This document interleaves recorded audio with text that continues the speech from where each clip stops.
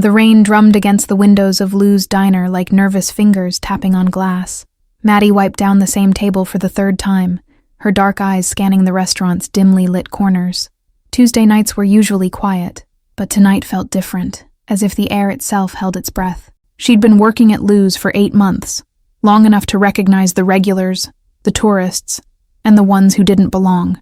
Tonight, 3 men sat in booth 7, the corner booth that most customers avoided because it was too dark, too isolated.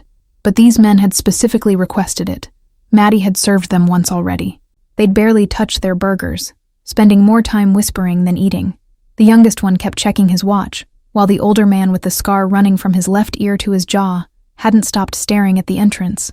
The third man, heavy-set with gold rings on every finger, drummed his fingers on the table in a rhythm that made Mattie's skin crawl. She tried to focus on her work, but something about them kept drawing her attention, like a splinter under the skin that wouldn't come out. "Table 4 needs more coffee," called Joe, the head waiter, snapping Mattie back to reality. She grabbed a fresh pot and made her way across the restaurant, but her path took her close to booth 7. "The moment he sits down, we move," the words hit her like ice water as she passed. If you're enjoying this thrilling tale, please consider subscribing to our channel and let us know in the comments where you're watching from. Your support helps us bring more stories like this to life every week. Mattie's hand trembled slightly as she poured coffee for the elderly couple at table 4, her mind racing with what she'd just overheard. Who were they talking about? Her question was answered 30 seconds later when the diner's front door swung open with a gust of cold air. Nate Jackson walked in like he owned the entire block, which Mattie realized with a chill.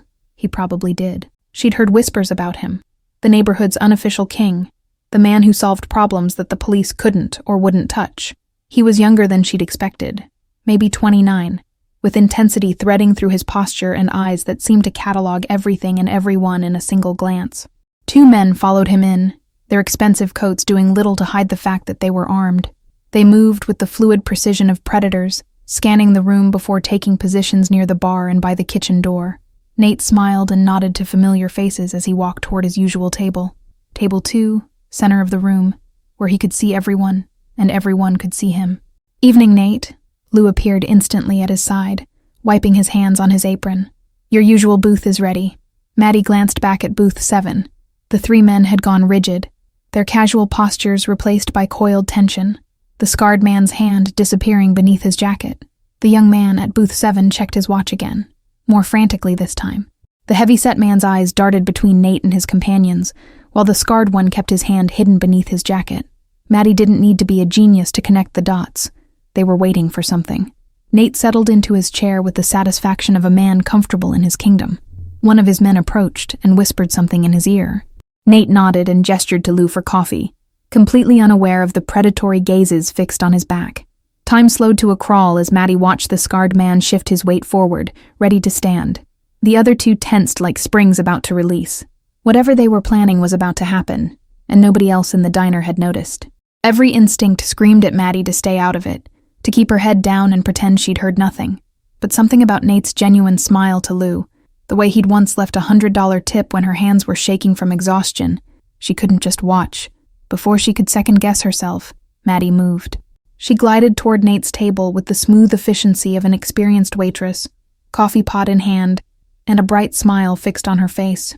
To everyone watching, she was simply doing her job. "More coffee, Mr. Jackson?" she asked softly as she approached. He looked up at her, and for a moment, she felt the full weight of his attention, his eyes darker than she'd expected, intelligent and measuring. "Of course, sweetheart," he said, lifting his cup expectantly. Out of the corner of her eye, Mattie saw the scarred man begin to rise, his hand emerging from his jacket with something metallic. It was now or never. Mattie leaned forward to pour the coffee, bringing her face close to Nate's ear. To anyone watching, it looked like exceptional customer service. "Don't move," she whispered, her voice so soft it was barely breath against his ear. Nate's hand froze halfway to his coffee cup. She felt him go absolutely still, every muscle in his body suddenly alert. His eyes snapped to hers, searching her face with laser intensity, finding only urgent warning. 3 men, booth 7, she continued in that same whisper, pouring his coffee with practiced ease, armed, waiting for something. Nate's jaw tightened almost imperceptibly, but his expression remained pleasant, as if she'd just told him about the daily special. "Clumsy me," he said loudly, as he deliberately knocked over the coffee cup. Hot liquid spilled across the table and onto his lap, creating an instant commotion. His bodyguards moved toward him as Lou rushed over with towels, the perfect cover for Nate to lean in close to his security. The scarred man at booth 7 froze in confusion, his plan disrupted by the unexpected chaos. His companions looked at each other uncertainly, their careful timing thrown into disarray by a spilled cup of coffee and a waitress who'd seen too much. The next 30 seconds unfolded like a carefully choreographed dance. Nate's security team moved into formation around him, appearing casual to anyone watching, but creating an impenetrable barrier between their boss and the men in booth 7. Lou continued fussing over the spilled coffee, completely unaware of the deadly game playing out in his diner. Mattie retreated behind the counter, pulse racing as she watched the 3 men engage in a heated, whispered argument. The scarred man's face had darkened with rage, while the younger one kept gesturing frantically toward the exit. They were deciding whether to abort their mission or proceed despite the disruption. Their decision came as the diner's front windows exploded inward in a shower of glass. 2 black SUVs had pulled up outside, disgorging men in dark suits who moved with military precision. Customers screamed and dove for cover as Nate's security team drew their weapons. "Kitchen." Nate grabbed Mattie's arm as he passed the counter, pulling her through the swinging doors and away from the chaos erupting in the dining area. His grip was firm but not painful, his movements decisive as gunfire erupted behind them. The kitchen staff had already fled through the back door, leaving pots boiling and ovens still on. Nate moved with purpose, leading Mattie past industrial refrigerators toward an exit she hadn't even realized existed. "Your car?" he demanded, voice terse as he pushed the door open a crack, scanning the alley beyond. "I take the bus," she managed, her voice steadier than she expected given the circumstances. Nate nodded once, pressing something into her palm, a key fob with an unfamiliar logo. "Blue sedan, 3 cars down. Get in and wait." Before she could protest, he was moving again, speaking rapidly into a phone that had materialized in his hand. "Back entrance compromised. Extraction route Bravo. And find out who leaked my schedule." He ended the call and turned back to Mattie, his eyes harder than before. "Why help me?" he asked, the question sharp as a blade. In the distance, sirens wailed, growing closer with each passing second. They had minutes, maybe seconds, before the alley would be flooded with police, or worse. "I don't know," Mattie answered honestly. "I just couldn't watch it happen." Something flickered in Nate's expression. Surprise, maybe even respect. He checked his watch, then the alley again. "They'll be looking for you now," he said, stating the cold fact without emotion. Witnesses don't last long in their world. The implication was clear. She'd saved his life, but in doing so had painted a target on her own back. The blue sedan beeped softly as they approached, its headlights flashing once in recognition. Nate opened the passenger door for her, then slid into the driver's seat. As they pulled away from Lou's diner, Mattie caught a final glimpse of the place that had been her workplace that morning, and would be a crime scene by midnight. "I should take you to the police," Nate said, but his hands never moved toward the direction of the precinct. Instead, he navigated through back streets and service roads, putting distance between them and the diner. They both knew going to the authorities wasn't an option anymore. 20 minutes and a dozen turns later, they arrived at a nondescript apartment building in a quiet neighborhood Mattie didn't recognize. The parking garage required a key card, which Nate produced from his wallet. They descended 2 levels before parking between a van and a luxury SUV. "This way," he instructed, leading her to a service elevator that required another key card. The doors opened to reveal a simple metal box with no floor indicators, just an unmarked panel where Nate pressed his thumb. The biometric scanner glowed green, and the elevator began to rise. When the doors opened again, Mattie stepped into what looked like an ordinary apartment foyer, but something felt off. The furnishings were tasteful but generic, like a high-end hotel suite rather than someone's home. No photos, no mail, no signs of everyday life. "Safe house," Nate explained, reading her expression. He moved through the space with familiarity, checking windows and activating a security panel beside the door. Red lights turned green, and a mechanical sound indicated multiple locks engaging. Mattie stood frozen in the center of the living room, reality finally crashing down around her. 24 hours ago, her biggest concern had been making rent on her studio apartment. Now she was in hiding with a man she barely knew, running from killers. Nate disappeared down a hallway, returning moments later with a burner phone and a glass of water. "Drink," he commanded, softer than before. Shock setting in. She hadn't realized how badly she was trembling until the water sloshed over the rim as she took it. "My sister," Mattie said suddenly, nearly dropping the glass. "I need to warn her. If they know about me, they might." Nate held up a hand, already dialing on his phone. He spoke briefly to someone named Marcus, giving her sister's name and address. "My people will watch her, make sure she's safe," he assured Mattie, "but no contact. Not yet. They'll be monitoring calls, social media, everything."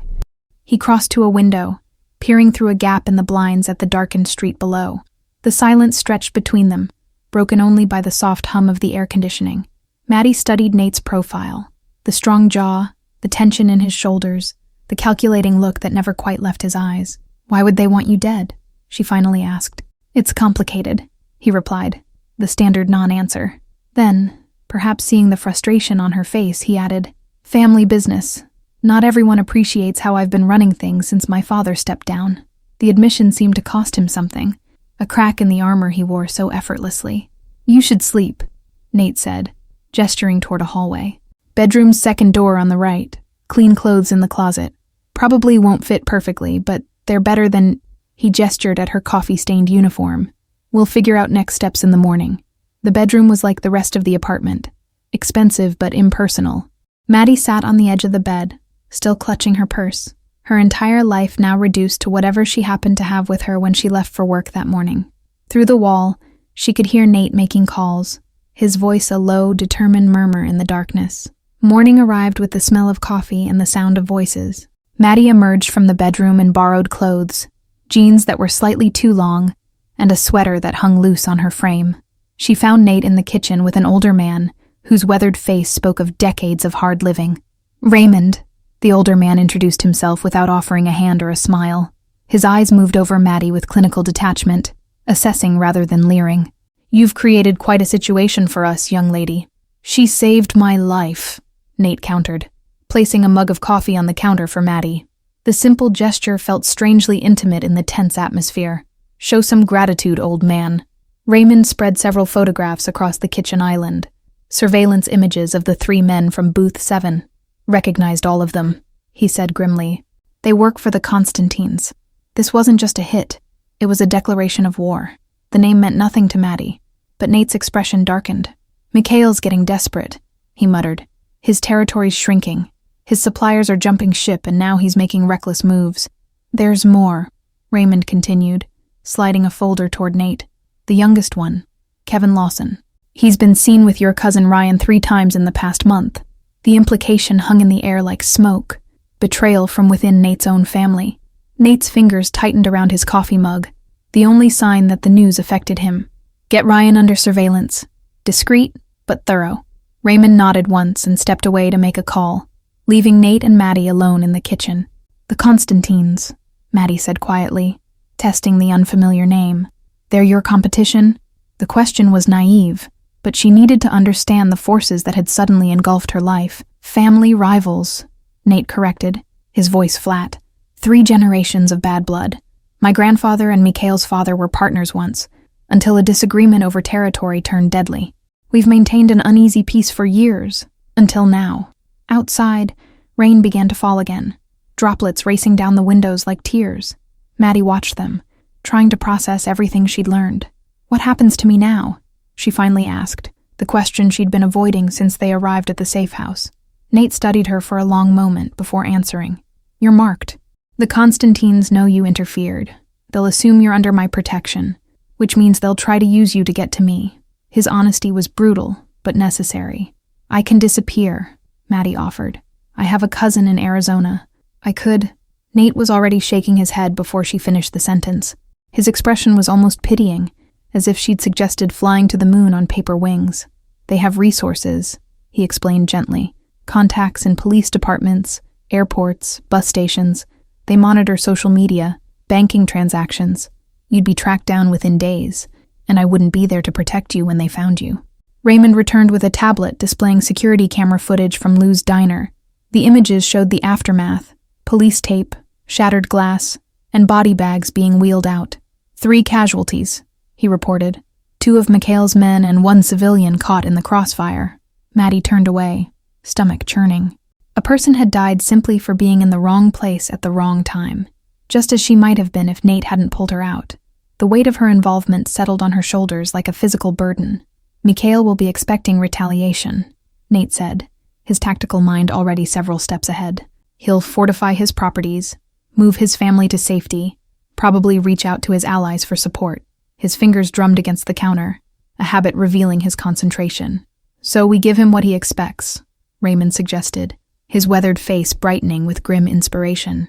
Make him think we're planning a frontal assault while we actually... He trailed off, waiting for Nate to finish the thought. Nate's expression changed subtly, a predatory focus entering his eyes. While we actually use the one advantage he doesn't know we have. His gaze shifted to Mattie, and a chill ran down her spine as she realized what he meant. She was the unexpected variable in this deadly equation. The plan took shape over the next hour, a sophisticated deception that would use Mikhail's own expectations against him. Raymond made calls, organizing surveillance and gathering intelligence on the Constantine family's movements. Maps and photographs covered the dining table, marking territories and safe houses. We need to confirm Ryan's involvement, Nate insisted, circling back to the painful possibility of his cousin's betrayal. If he's compromised, we need to know exactly how much information he's leaked. The family angle clearly bothered him more than the attempt on his life. Mattie listened silently, absorbing everything. She'd been thrown into this world without preparation, but her mind adapted quickly, noting patterns and connections in the information flowing around her. What about the scarred man? She asked suddenly. He seemed to be in charge at the diner. Both men turned to her with surprise, as if they'd forgotten she could contribute more than just her presence. Anton Levin, Raymond supplied. Mikhail's enforcer, former Spetsnaz with a reputation for creative problem-solving. The euphemism didn't disguise the brutality implied. He likes to work with a specific team, Nate added, appreciating Mattie's engagement. The younger one is new, but the heavy-set man has been with him for years. They're loyal to Anton first, Mikhail second. This information shifted something in the strategy, a new angle forming. Mattie took a deep breath, making a decision she knew would irrevocably change her life. I want to help, she said firmly, not just hide and wait. If I'm already in danger, I might as well make myself useful. Nate and Raymond exchanged a look that contained volumes of unspoken communication. There is a way, Nate said slowly, measuring each word. But it's dangerous, and once we start, there's no going back. He laid out the core of the plan, using Mattie as visible bait, while simultaneously exploiting Ryan's betrayal to feed false information back to the Constantines, a double deception that might just work. 3 days later, Mattie sat at the bar of the Astor Hotel's renowned restaurant, wearing an emerald dress that complemented her coloring perfectly. Small cameras disguised as jewelry recorded everything around her. The transformation from waitress to elegant decoy had been swift and thorough. Remember, just be visible, Nate's voice came through the nearly invisible earpiece. He was watching from a private dining room overlooking the main floor, surrounded by security personnel and surveillance equipment. We want Anton to see you, recognize you, and report back to Mikhail. The restaurant buzzed with the energy of Manhattan's elite, politicians mingling with celebrities, business tycoons closing deals over expensive wines. Mattie sipped her sparkling water, maintaining the perfect picture of a woman waiting for someone important. Her pulse quickened when she spotted Ryan entering the restaurant, exactly as planned. Nate's cousin moved with practiced confidence, greeting the maitre d' like an old friend.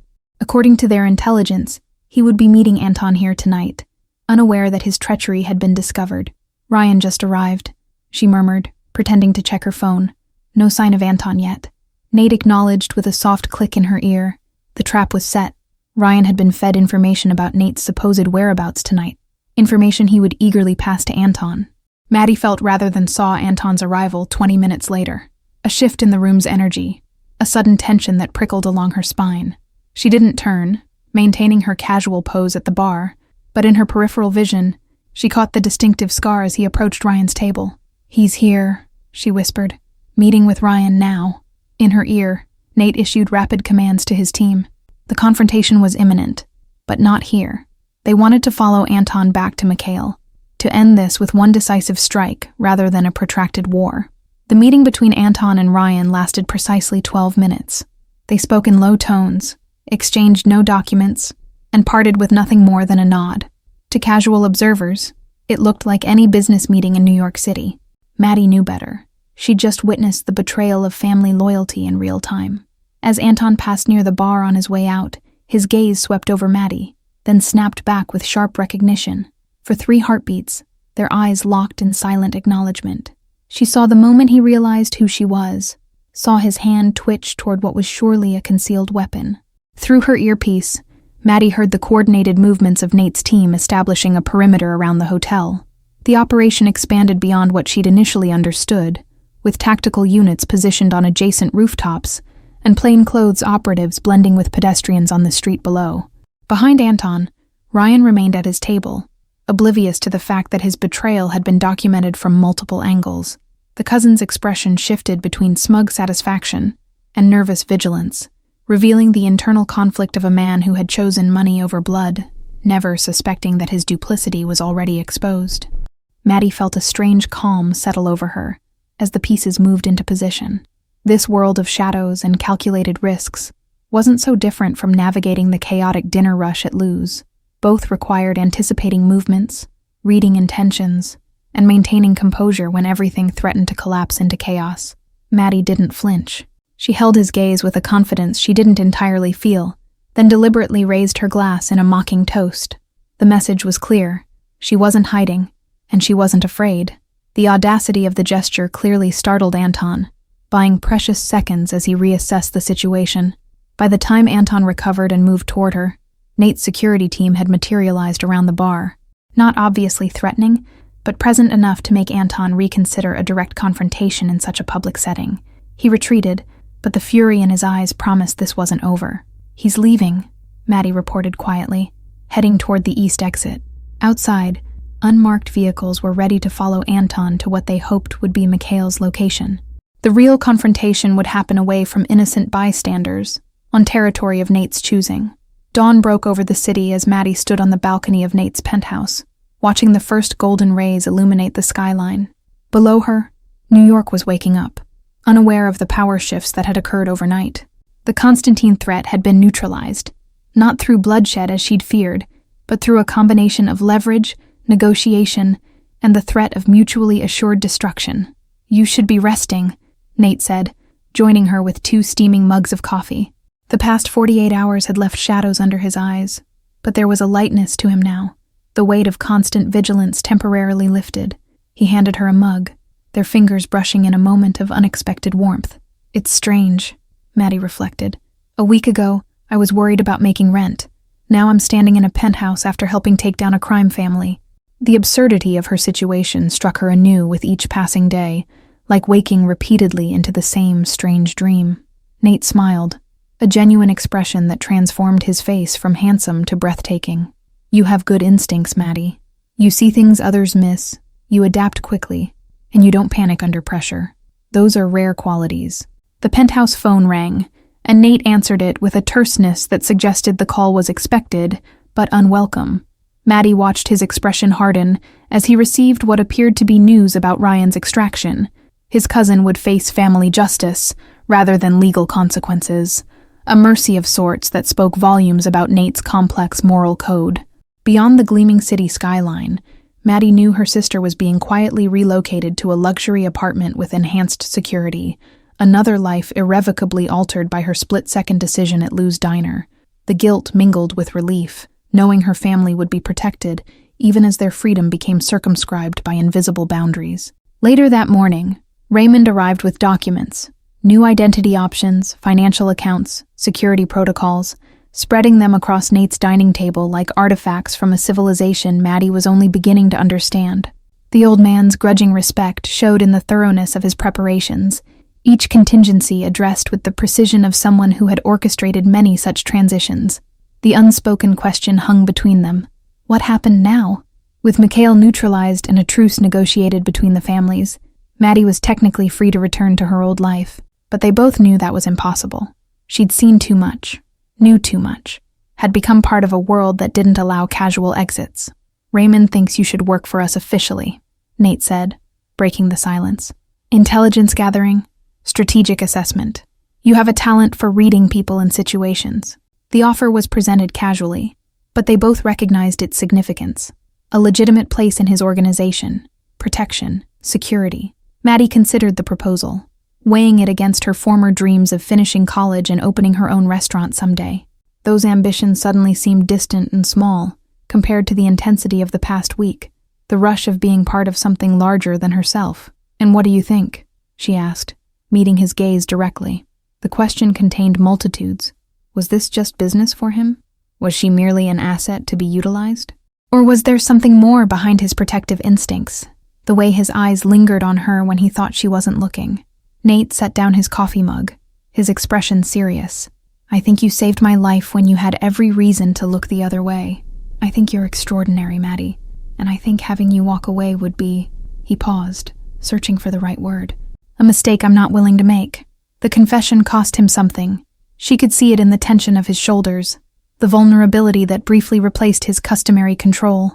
Nate Jackson didn't admit weakness, didn't express need, yet here he was, essentially asking her to stay. "I'll need my own apartment," Mattie said, decision made, "and I want to finish my degree." Nate's smile returned, relief evident in the relaxation of his features. They would negotiate the details later. Boundaries, expectations, the precise nature of what was growing between them. For now, it was enough to stand together as the city awakened, two people whose lives had collided through chance and choice, bound together by a whispered warning and the promise of something neither had expected to find. Thank you for following my story. If you enjoyed it, please don't forget to like, subscribe, and share this video, as your support is crucial for me to continue creating content for you.